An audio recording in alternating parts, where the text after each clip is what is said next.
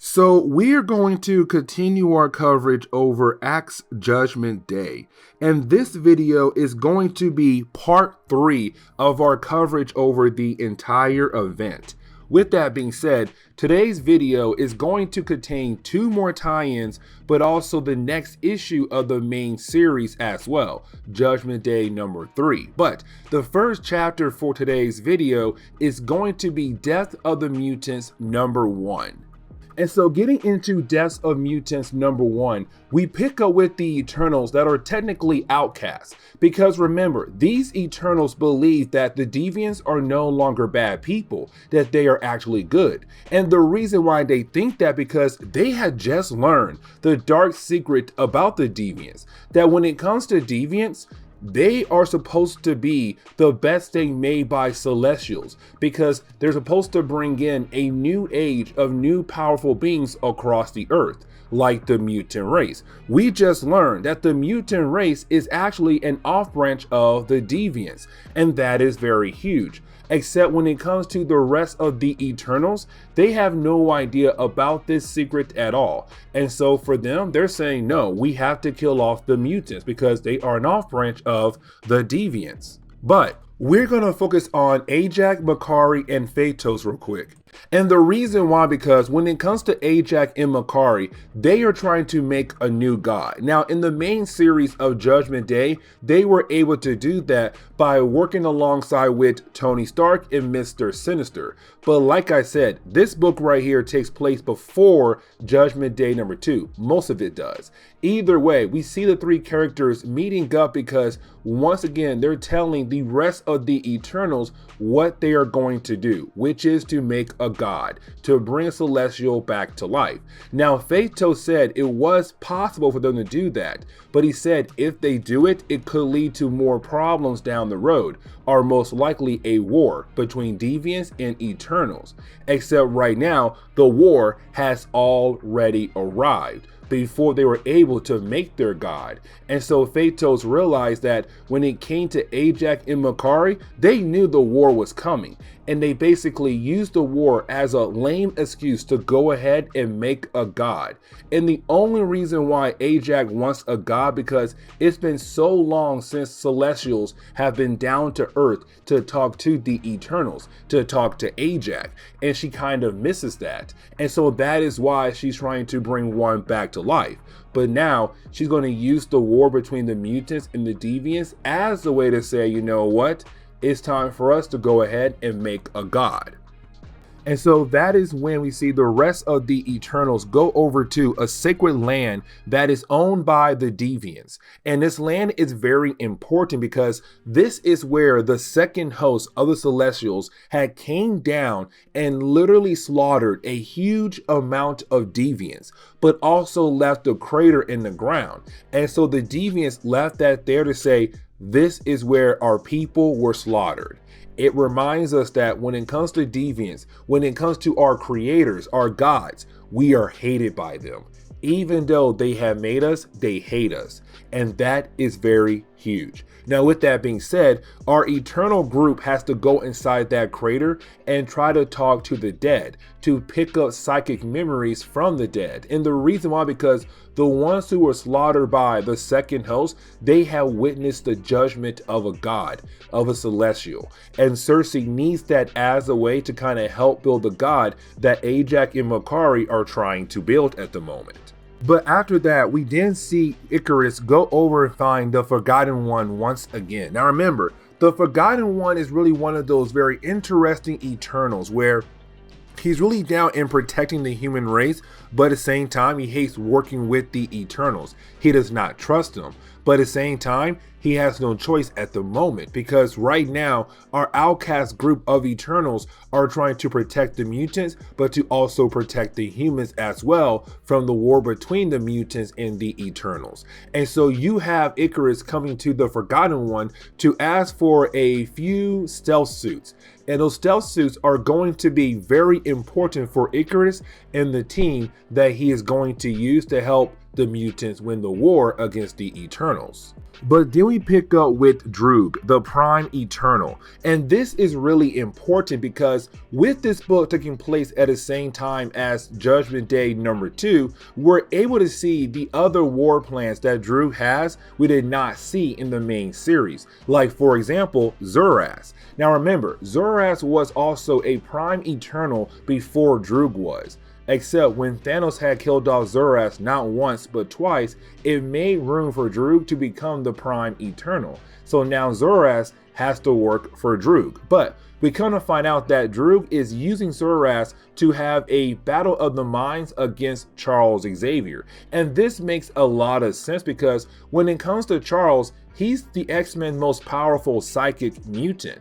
And so if you are able to take him off the board, that hurts the X-Men even more. And so right now, it's just Charles trying his best to fight against Zuras, a really powerful psychic from the Eternals.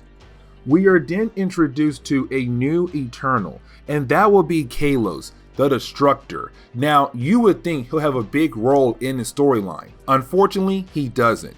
He's just on watch, on security duty, because he's watching over the Excluded. And remember, when it comes to the Excluded, it's really more of the Eternals who have broken laws and they're locked away in that area. But he is taken out by Ikaris and his group of Eternals, because right now Ikaris is trying to help the mutants accomplish something very big that could help them win the war against the Eternals and Droog. And so once he's able to take out Kalos, he says, mutants, you can now move in now. It's time to go ahead with our plan. And what Ikaris was trying to do to help out the mutants was to give them a way into the actual main base of the Eternals. And so once he took out Kalos, well, Magik was able to open up a portal to lead in a few mutants to take out different weapons that the Eternals could use as a way to hurt the mutant race. But at the same time, you have Ikaris take out Zuras as well, which frees the mind of Charles Xavier and other psychics who could have possibly been battling against Zuras. And so we're able to see that Ikaris is trying his best to work in the shadows to help the mutant race win this war against the Eternals. And honestly, he just made a huge move. We then pick up with Phaetos, and when it comes to Phaetos, this tells us that we have officially caught up to Judgment Day #2, where we see Phaetos just finishing off the last few things to bring the god that him, Ajak, and Makkari were trying to bring to life.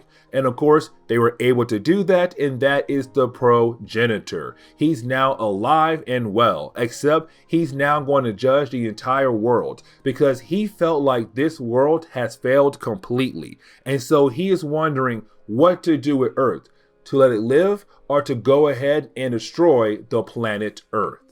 And when it comes to the Eternals, once you have the Celestial come to life again, this new god on Earth, well, all Eternals left. They went back home because they realized that their god is now here. And so their war against the mutants must be put on hold for the time being.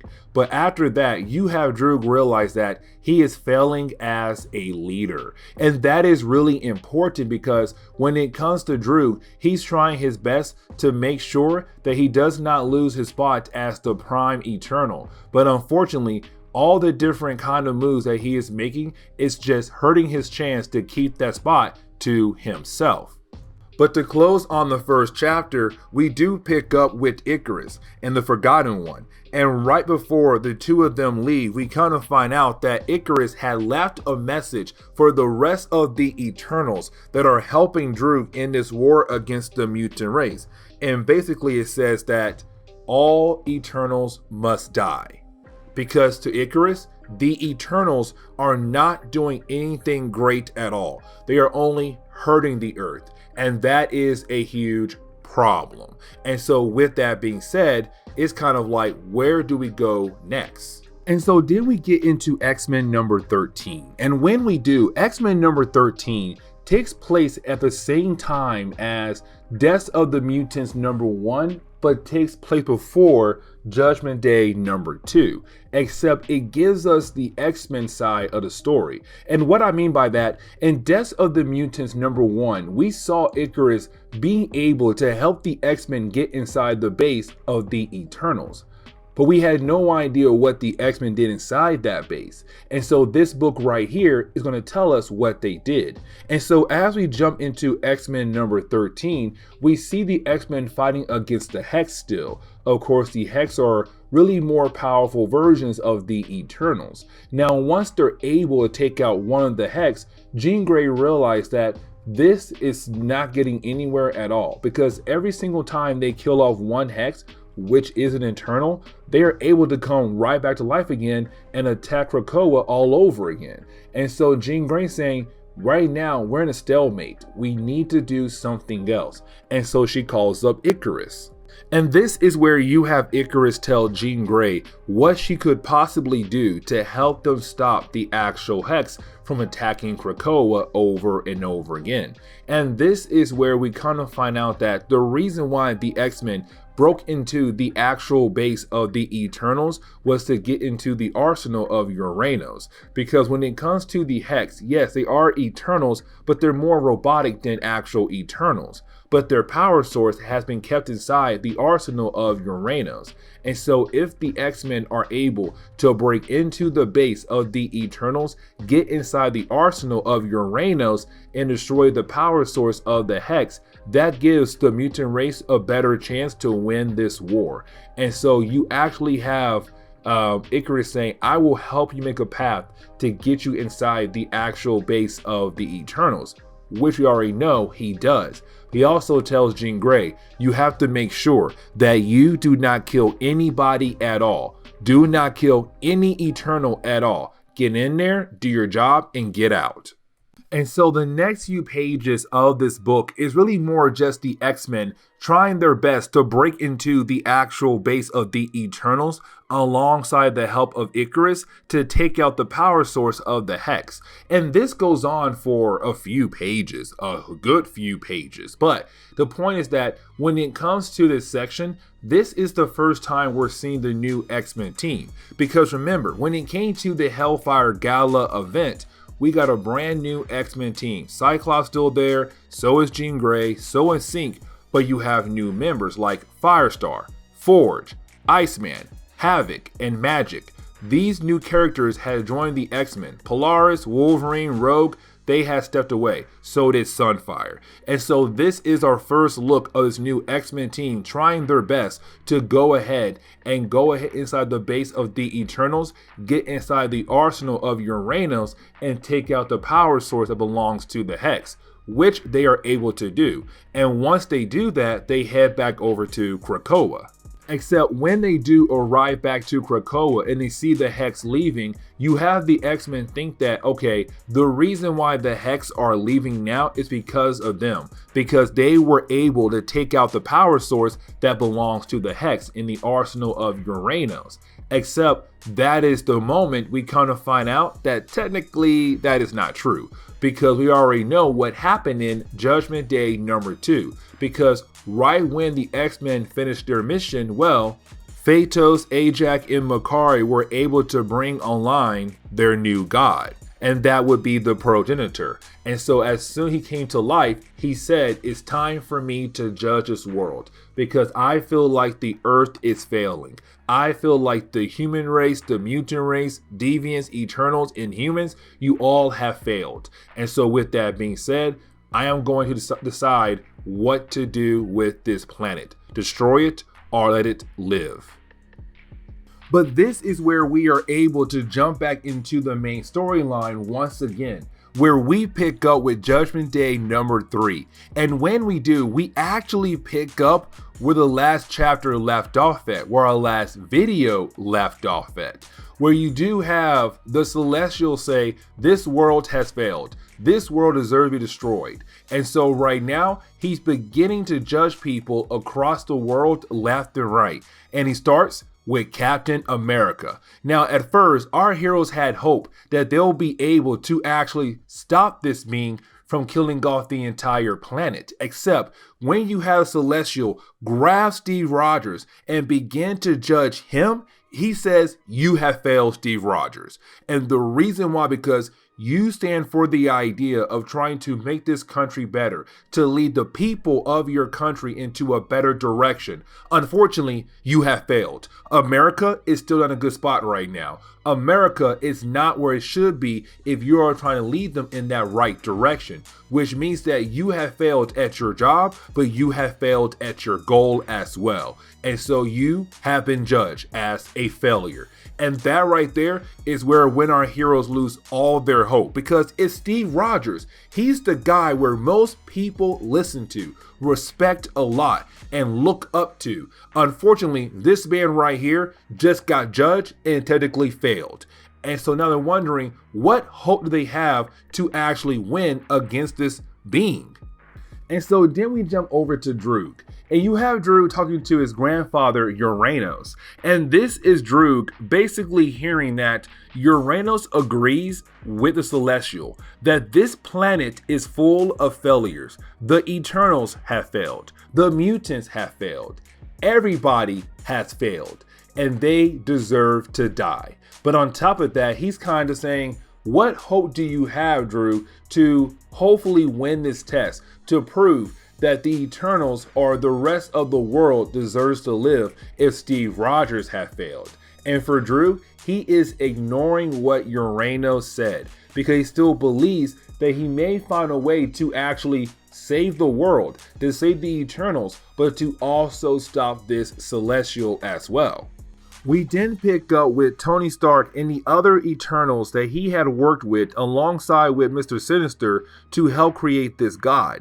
Because right now they're trying to find a way to shut this god down. The problem is though, there's only one way. Because Tony Stark did put a piece inside Celestial that if they're able to get rid of that piece, yes, the god will be stopped. The problem is though, he'll then explode. And because this new god is a Celestial, if he does explode, that huge amount of energy inside his body is going to kill off a huge chunk of the earth, killing off millions across the board. And so now they have to find a different way, a better way to stop this god without killing off millions of innocent people. Well, they say that, but not Mr. Sinister, because to him, he's all like, who cares? If I'm able to kill off millions and save billions, I'm going to do that. And so you have Sinister go ahead and contact Irene, aka Destiny, with his mind and say, hey, Irene, I know what we have to do to stop the god. Get the X-Men ready for their next mission. Because if they're able to pull off this mission, they'll save the entire world. But then we jump over to the Quiet Council, and you have Destiny tell the Quiet Council what Sinister had just told her, that there is a piece inside the Celestial. If they're able to get rid of that piece, it should shut down. The problem is, Sinister did not tell Destiny one important detail. If they do get rid of that one piece, hey, he is going to explode, killing off millions. He left that piece out because he knows that if he told Destiny and she told the Quiet Council that, well, hey, they'll say, no, we have to find a different way. But now they have no idea about that. They're kind of like, yeah, let's go ahead and get rid of that piece to shut down their brand new god. Here comes the next problem, because they're trying to send all their hard hitters. Except if they do that, Krakoa is left defenseless. Except that is when you have the Deviants arrived. Because remember, the mutants are just an off branch of the Deviants. And so they are able to use the Krakoan gates to get onto Krakoa to help the mutants fight against the Eternals. And with them being there, that means the Quiet Council can now send their hard hitters, including the X-Men, to go deal with this new god.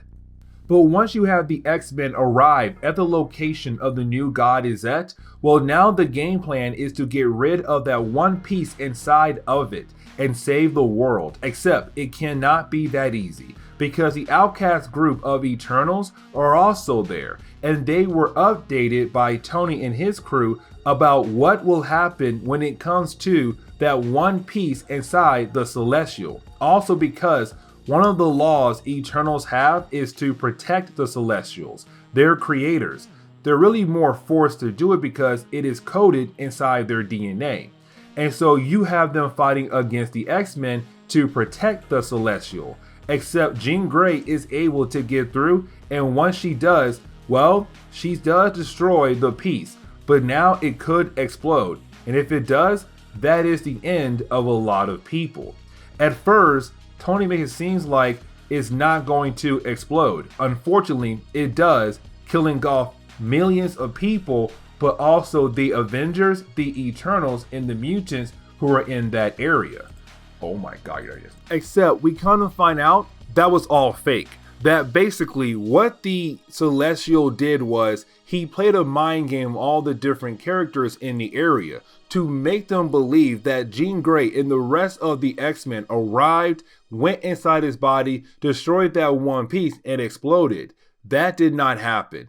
It showed them what could happen if they did actually do that. Yes, you kill off millions of people, but because they did try that in his mind, he's all like, I just judge you all that quick and easily. And I say you guys are also failures. You guys believe that you are gods over me. I'm a god. You're not a god at all. You're just regular beings that we had created. And because you try to make that move to kill off your god, you all deserve to die. But don't worry, the rest of the world still has time to prove to me that I should not kill you guys off just yet. Either way though, you didn't have the heroes wondering what can they do to save the day. Except then you have Cersei say, actually, I have an idea. And you would think that her idea must tie into bringing out Uranos, because she does go over to the Excluded. And you're wondering, okay, if she does bring out Uranos, how do we know that he would try to help out the heroes to fight against this god? What if he doesn't? And we kind of find out she's not doing that at all. Instead, she's getting someone else who could most likely help save the world and defeat this god. And that would be Star Fox. And Star Fox is an old character we have not seen in a very long time in Marvel Comics. But apparently, he could be the key to save the day. And this is where we are going to end today's comic book video. So please leave me a like down below and subscribe. But guys, see y'all next time. Later.